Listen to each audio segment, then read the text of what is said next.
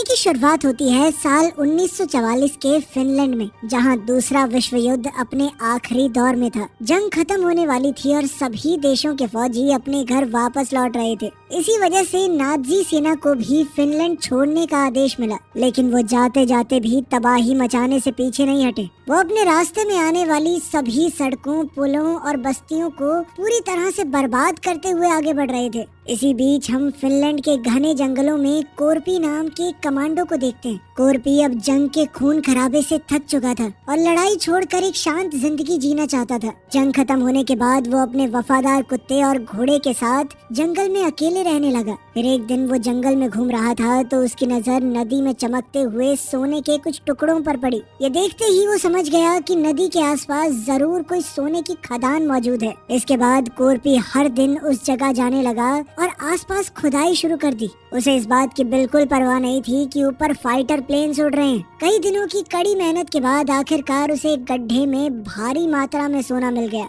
सोना देखते ही कोरपी की आंखों में खुशी के आंसू आ गए, क्योंकि वो जानता था कि अब उसकी जिंदगी पूरी तरह बदल सकती है। उसने इस सोने को अपने टेंट में छुपा दिया और पूरी रात जाग कर उसकी रखवाली करता रहा, क्योंकि उसे डर था कि कहीं कोई आकर उसका सोना न चुरा ले। अगली सुबह कोरपी ने सारा सोना एक बैग में भरा और अपने घोड़े पर सवार होकर वहाँ से निकल पड़ा। साथ ही उसका वफादार कुत्ता भी उसके पीछे पीछे चलने लगा। कुछ घंटों के सफर के बाद उसकी मुलाकात नाजी सेना के जनरल ब्रूनो से हुई, जो अपने सैनिकों के साथ आगे बढ़ रहा था। ब्रूनो के पास एक खतरनाक टैंक था और उनके साथ फिनलैंड की कई औरतें भी थी, जिन्हें नाजी सैनिक जबरदस्ती अपने साथ ले जा रहे थे। असल में सैनिक अपने जिस्म की भूख मिटाने के लिए उन औरतों का गलत फायदा उठाते थे। इसी दौरान हम वुल्फ नाम के एक नाजी सैनिक को देखते हैं, जो एक औरत के साथ जबरदस्ती कर रहा था। कोरपी ने ये सब अपनी आंखों से देखा, लेकिन वो किसी मुसीबत में नहीं फंसना चाहता था, तो वो ब्रूनो और उसके साथियों को अनदेखा करके आगे बढ़ने लगा। कुछ ही पलों में वुल्फ ने कोरपी को मारने के लिए अपनी बंदूक उठाई, मगर ब्रूनो ने उसे रोक दिया। उसके मुताबिक ये बूढ़ा आदमी वैसे ही अपनी मौत के बहुत करीब है। थोड़ी दूर जाने के बाद कोरपी को रास्ते में कई लाशें दिखाई दी। इन सब के कातिल नाजी सैनिक ही थे, लेकिन कोरपी को इनसे कोई फर्क नहीं पड़ा, क्योंकि युद्ध के दौरान उसने भी कई लोगों को इसी तरह बेरहमी से मारा था। अब आगे बढ़ने पर कोरपी को एक ट्रक दिखाई दिया जिसमें 4 नाजी सैनिक मौजूद थे। उन्होंने कोरपी को घोड़े से उतरने को कहा। तभी उनकी नजर कोरपी के बैग पर पड़ी। उन्होंने शक के आधार पर बैग खोला और उसमें सोना देखकर सभी दंग रह गए। तब कोरपी समझ गया कि ये लोग उसका सोना लूटकर उसे मार डालेंगे, इसीलिए उसने सबसे पहले अपने कुत्ते से भागने को कहा। उसे भागते हुए देखकर एक सैनिक ने कुत्ते पर गोलियां चला दी, मगर वो जैसे तैसे भाग निकला। इसके बाद एक सैनिक ने कोरपी पर गोली चलाने की कोशिश की, पर तभी कोरपी ने अपना चाकू निकालकर उसके सर में दे मारा, जिससे उसकी मौके पर ही मौत हो गई। अब बाकी सैनिकों ने भी उस पर हमला बोल दिया, लेकिन कोरपी ने अपने चाकू की मदद से एक एक करके उन्हें मौत के घाट उतार दिया। साथ ही उसने एक सैनिक को ढाल बनाया ताकि वो गोलियों से बच सके। तभी बचे हुए एक सैनिक ने उसे पीछे से पकड़ने की कोशिश की, तो कोरपी ने उसके हाथ को मरोड़कर उसकी गन से ही उसे गोली मार दी। इधर ब्रूनो और उसके साथियों को जब गोलियों की आवाज सुनाई दी तो वो उसे देखने के लिए वापस पीछे गए, लेकिन तब तक तो कोरपी वहाँ से जा चुका था। तभी ब्रूनो ने देखा कि उसके सैनिकों की पूरी टुकड़ी को किसी ने मार दिया है। उसी समय उसे एक सैनिक की जेब में सोने का टुकड़ा दिखाई दिया,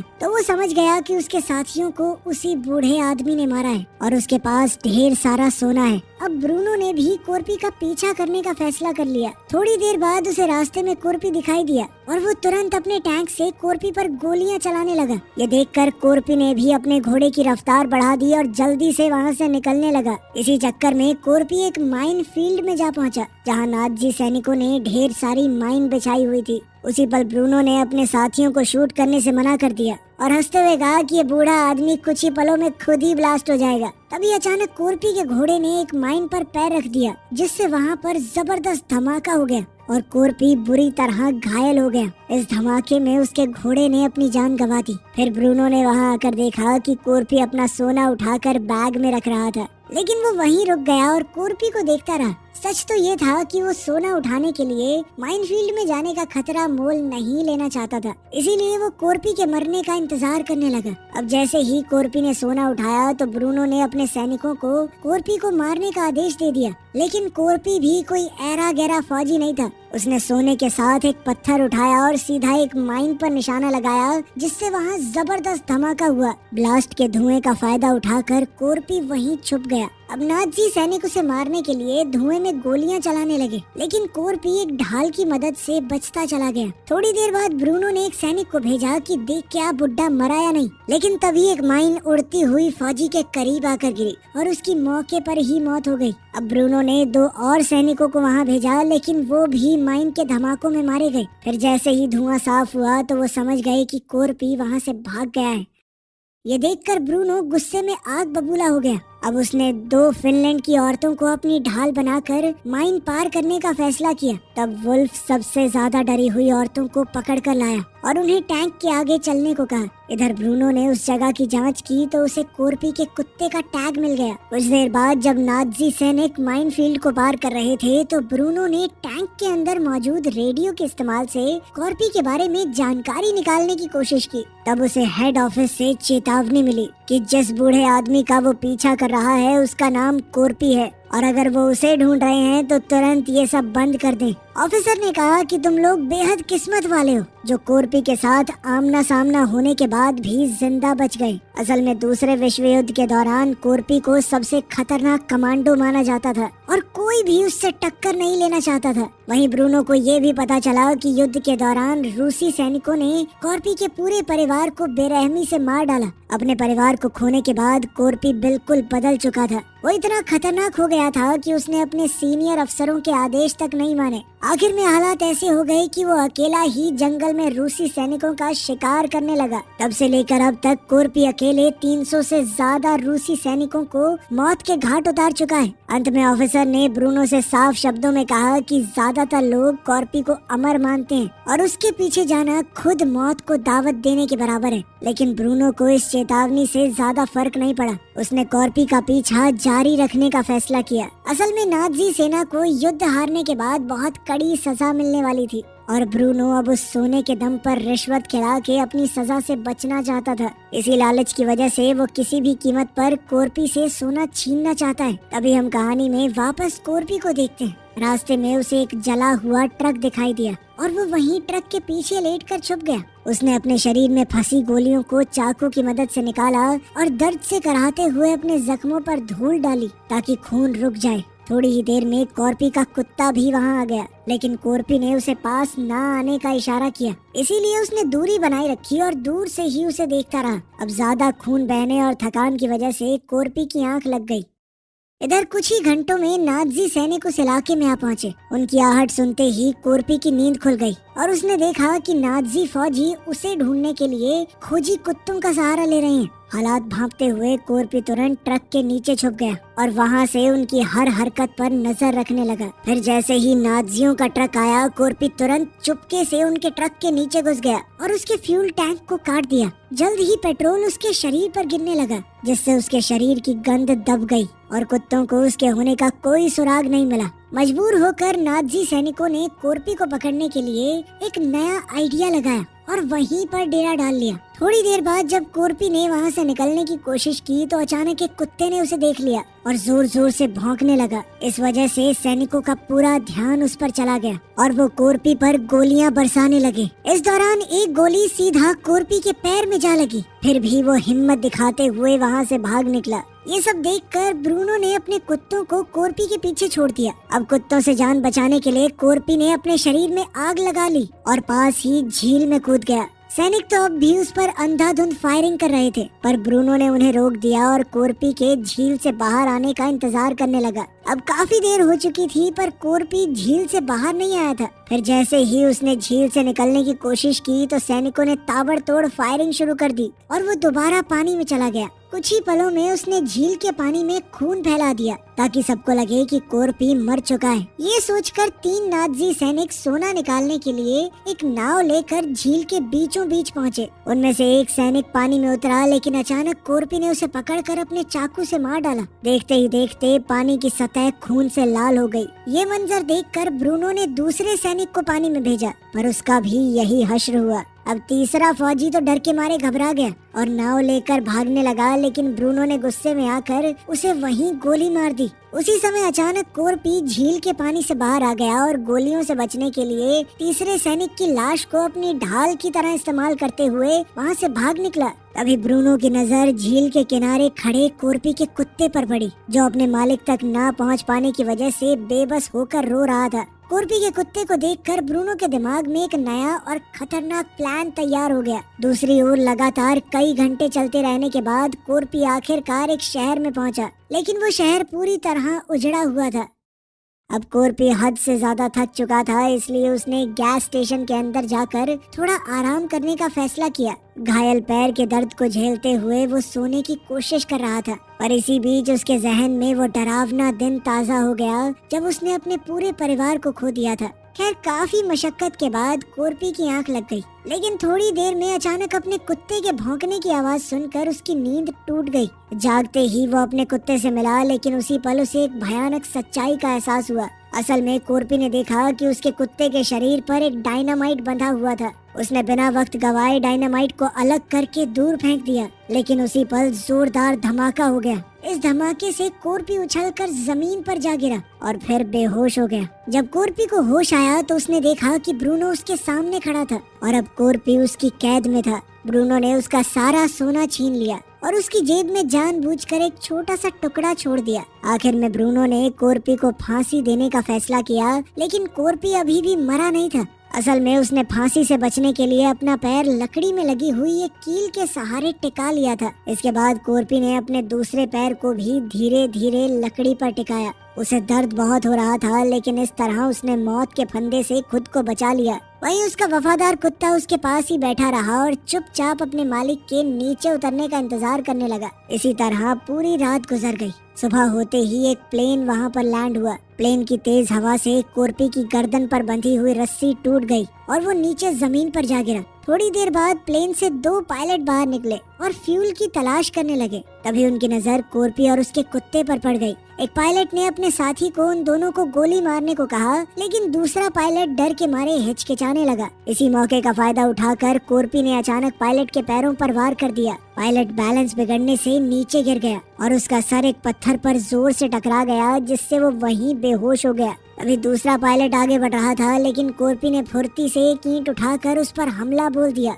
इस वक्त कोरपी को लगा कि अब शायद वो अपना खोया हुआ सोना कभी वापस हासिल नहीं कर पाएगा और उसने ब्रूनो का दिया हुआ सोने का टुकड़ा भी वहीं जमीन में दफना दिया। लेकिन तभी उसकी नजर बेहोश पड़े दूसरे पायलट पर गई, क्योंकि वो अभी भी जिंदा था। यहीं से उसके दिमाग में एक नया प्लान बना। उसने इसी पायलट के प्लेन के सहारे ब्रूनो तक पहुंचने का फैसला किया ताकि वो अपना सोना वापस पा सके। लेकिन आगे बढ़ने से पहले कोरपी ने अपने पैर में धसे हुए मेटल के टुकड़े निकाले और दर्द की परवाह किए बिना घाव को आग से जलाकर एक तार की मदद से कसकर बांध दिया। ये सब देखकर वो पायलट तो डर के मारे पूरी तरह सहम गया। इसके बाद कोरपी ने अपने वफादार कुत्ते को वहीं छोड़ दिया और अकेले ही प्लेन में बैठकर ब्रूनो की तलाश में निकल पड़ा। दूसरी तरफ नाज़ी सैनिकों को रास्ते में क्रैश हुआ प्लेन दिखाई दिया। जांच करने के लिए वुल्फ प्लेन के अंदर गया तो उसने देखा कि हादसे में पायलट की मौके पर ही मौत हो चुकी थी। लेकिन तभी वुल्फ की नजर पायलट के गले में पड़ी हुई रस्सी पर गई। ये वही रस्सी थी जिससे उन्होंने कोरपी को फांसी दी थी। ये देखते ही वुल्फ समझ गया कि कोरपी अभी भी जिंदा है और वो अपना बदला लेने के लिए वापस जरूर लौटेगा। साथ ही ब्रूनो भी ये जान गया था कि कोरपी कोई आम इंसान नहीं है। इस डर की वजह से ब्रूनो ने अपने सभी आदमियों को तुरंत वहाँ से हटने का आदेश दे दिया। इसके बाद हम 2 नाज़ी सैनिकों को देखते हैं जो कुछ फिनिश औरतों के साथ एक ट्रक में बैठे थे और कोरपी के बारे में आपस में बातें कर रहे थे। उनकी बातें सुनकर आनो नाम की एक औरत हंसने लगी। आनो ने उन्हें बताया कि रशियन सैनिकों ने भी कोरपी को मारने की बहुत बार कोशिश की है, लेकिन आज तक कोई भी उसे खत्म नहीं कर पाया, क्योंकि कोरपी कितनी भी बड़ी मुसीबत से बचकर निकल जाता है और फिर अपने दुश्मनों को ढूंढ कर मारता है। फिर उसने आगे बताया कि फिनिश भाषा में कोरपी को सीसू के नाम से जाना जाता है, जिसका मतलब है हिम्मत और बहादुरी, और अब वही सीसू उन सब का अंत करेगा। ये कहते हुए उसके चेहरे पर एक अजीब सी खुशी नजर आ रही थी। तभी अचानक कोरपी ने एक सैनिक पर हमला कर दिया और उसे मारकर ट्रक से नीचे फेंक दिया। जब दूसरा सैनिक बाहर झांकने आया तो कोरपी ने उसे भी पकड़कर नीचे घसीट लिया, जिससे वो टैंक के नीचे आकर कीड़े की तरह कुचला गया। इधर आनो ने मरे हुए सैनिक का हथियार उठाने की कोशिश की, लेकिन तभी कोरपी ट्रक के अंदर आ गया। वहाँ अपने देश की औरतों को देखकर वो समझ गया कि नाज़ियों ने उन्हें जबरदस्ती कैद करके रखा हुआ है और वो सभी बेगुनाह हैं। इसलिए कोरपी ने उन्हें हथियार सौंप दिए। इसके बाद वो ट्रक की छत पर चढ़ गया और ड्राइवर को मारकर नीचे फेंक दिया। अब उसने आनो से ट्रक चलाने को कहा ताकि वो उसकी मदद कर सके। इसके बाद आनो ट्रक को टैंक के करीब ले जा रही थी, लेकिन टैंक में मौजूद लोगों को शक हो गया। इसीलिए सभी औरतों ने मरे हुए सैनिकों की बॉडी का इस्तेमाल किया ताकि किसी को भी सच्चाई का पता न लग जाए। इसके बाद आनो अपना ट्रक दूसरे ट्रक के पास ले गई। वहाँ सभी औरतों ने ट्रक में मौजूद सैनिकों पर अंधाधुंध फायरिंग करके उन्हें बुरी तरह मार डाला। साथ ही उन्होंने ट्रक के ड्राइवर को भी गोली मार दी, जिससे वो ट्रक अपने आप सड़क से नीचे उतर गया। दूसरी तरफ कोरपी टैंक का गेट तोड़ने की कोशिश कर रहा था। तभी ब्रूनो ने अचानक टैंक को रोक दिया, जिससे कोरपी नीचे गिर गया। ये देखकर वुल्फ कोरपी को जान से मारने के लिए टैंक से बाहर आ गया, लेकिन कोरपी जल्दी से वापस टैंक पर चढ़ गया और उसकी वुल्फ के साथ जबरदस्त लड़ाई छिड़ गई। इस दौरान दोनों जमीन पर गिर गए और अब टैंक के अंदर सिर्फ ब्रूनो और शर्ट्स नाम का एक सैनिक बचा था। वो सैनिक अपनी जान बचाकर वहाँ से भागने की कोशिश कर रहा था। इधर कोरपी ने वुल्फ को मार मार के उसकी हड्डी पसली एक कर दी, लेकिन इससे पहले कोरपी उसे जान से मार पाता, तभी वहाँ एक बाइक पर दो नाज़ी सैनिक आ गए। उन दोनों ने कोरपी को देखते ही पहचान लिया और वो डर के मारे वहाँ से भाग निकले। हैरानी की बात ये थी कि कोरपी ने वुल्फ को मारा नहीं, जिंदा छोड़ दिया और वो खुद बाइक लेकर टैंक का पीछा करने के लिए निकल पड़ा। यहाँ वुल्फ भी यही सोच रहा था कि उस हैवान ने मुझे जिंदा छोड़ दिया। लेकिन कुछ ही देर में फिनिश औरतें वुल्फ से बदला लेने के लिए वहाँ पहुँची। इसी बीच ब्रूनो की मुलाकात एक पायलट से हुई और उसने उसके प्लेन से भागने का प्लान बनाया। तब पायलट ने उसे बताया कि मेरे प्लेन में सिर्फ एक इंसान के बैठने की जगह है। ये सुनते ही ब्रूनो ने बेरहमी से अपने ही साथी शर्ट्स को गोली मार दी और खुद प्लेन में बैठकर वहाँ से भाग निकला। लेकिन तभी अचानक कोरपी वहाँ आ पहुँचा और उसने प्लेन पर धुआंधार फायरिंग शुरू कर दी। जैसे ही प्लेन टेक ऑफ करने लगा, कोरपी तुरंत प्लेन के बिल्कुल नीचे पहुँच गया और उसने अपनी एक छोटी कुल्हाड़ी की मदद से उसे पकड़ लिया। उधर ऊपर बैठे ब्रूनो को लग रहा था कि वो कोरपी को पीछे छोड़ाए, लेकिन कोरपी बिना वक्त गवाए प्लेन के पहिए को पकड़कर उसी रास्ते से अंदर घुस गया और सीधा बॉम्ब रूम के फ्लोर तक पहुंच गया। तभी अंदर से आने वाली आवाजों को सुनकर ब्रूनो को शक होने लगा, पर पायलट कहने लगा कि प्लेन बहुत पुराना है, इसीलिए ऐसी आवाजें आती रहती हैं। लेकिन इसके बाद भी ब्रूनो का शक कम नहीं हुआ। सच जानने के लिए उसने खुद बॉम्ब रूम की तरफ जाने का फैसला किया। फिर जैसे ही दरवाजा खुला तो अचानक कोरपी ने उस पर झपट्टा मार दिया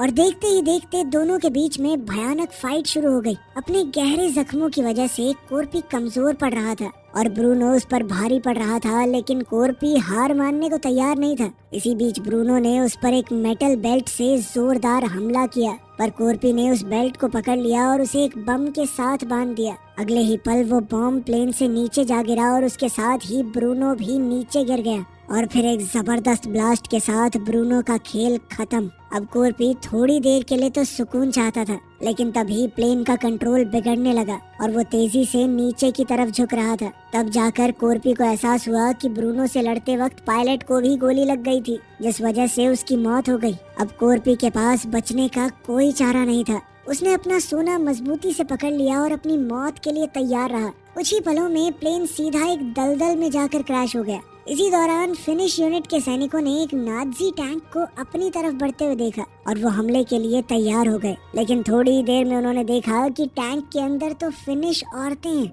जो नाज़ी सैनिक वुल्फ को टैंक के ऊपर बांध कर ला रही हैं। दूसरी तरफ हमने देखा कि कोरपी की जान तो बच गई, लेकिन वो दलदल में बुरी तरह फंस चुका था। अब वो अपनी उस छोटी कुल्हाड़ी की मदद से किसी तरह बाहर निकल आया।